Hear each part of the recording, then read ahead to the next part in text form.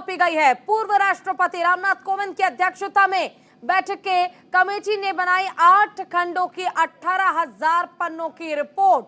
तो इस वक्त की बड़ी और अहम जानकारी, वन नेशन वन इलेक्शन को लेकर कमेटी का गठन किया गया था और अब रिपोर्ट कमेटी ने तैयार कर ली है। रिपोर्ट फिलहाल महामहिम द्रौपदी मुर्मू को सौंप दी गई है। एक देश एक चुनाव पर रिपोर्ट सौंपी गई है। पूर्व राष्ट्रपति रामनाथ कोविंद की अध्यक्षता में बैठकें लगातार जारी है। कमेटी ने 8 खंडों की 18,000 पन्नों की रिपोर्ट तैयार की। तो 18,626 पन्नों की रिपोर्ट तैयार की गई है और अब वन नेशन वन इलेक्शन, एक राष्ट्र एक चुनाव, जिसको लेकर पहले भी विपक्ष की ओर से विरोध किया गया था और आरोप लगाए गए थे कि तमाम क्षेत्रीय पार्टियों को कमजोर करने की कोशिश अब कर रही है बीजेपी और केंद्र की सरकार। लेकिन इसको लेकर 18,626 पन्नों की रिपोर्ट सौंप दी गई है महामहिम द्रौपदी मुर्मू को। तस्वीर आप देख पाएंगे अपने स्क्रीन पर। द्रौपदी मुर्मू देश की राष्ट्रपति आपको नजर आ रही हैं और साथ ही उनके हैं देश के पूर्व राष्ट्रपति रामनाथ कोविंद, जिन्होंने रिपोर्ट तैयार की है। लगभग 18,626 पन्नों की रिपोर्ट तैयार की गई है।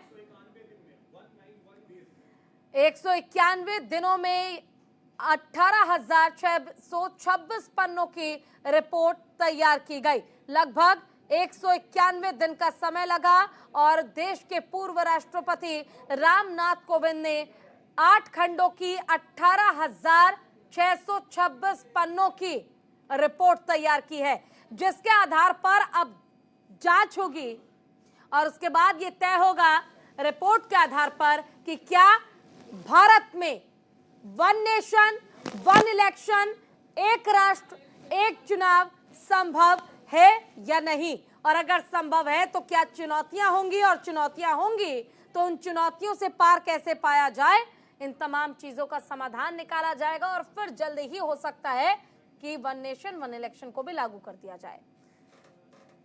तो तस्वीरें बेहद खास एक्सक्लूसिव तस्वीरें आप सबसे पहले देख रहे हैं न्यूज इंडिया पर।